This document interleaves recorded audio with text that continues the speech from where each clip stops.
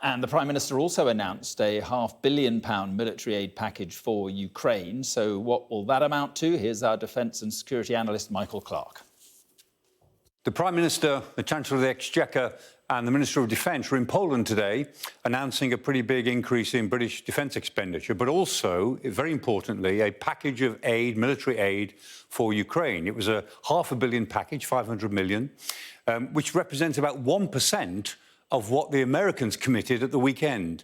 But the amount isn't so important as the gesture. It was a political gesture to show that the Europeans are about to get behind the American initiative and add momentum to it. That was the importance of it, and that's why they made the announcement, I think, in Poland, which is a very important country in terms of the campaign to keep Ukraine fighting in this war.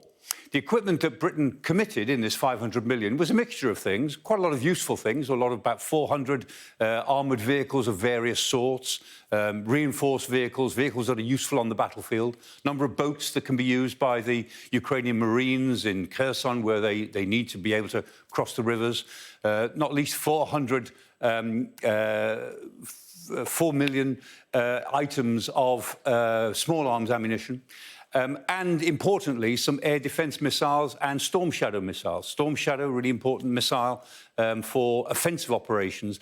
But Britain can't really provide the sort of air defence which Ukraine most obviously needs.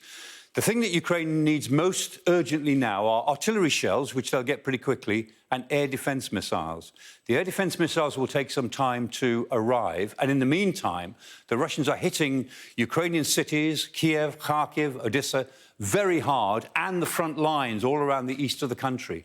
And until the Ukrainians can actually get hold of some missiles to bring down the Russian aircraft that are launching these missiles and launching these glide bombs that are doing such damage, then they'll still be under pressure. However, today's news is quite good. It's good for Britain. It's good for the Ukrainian war effort.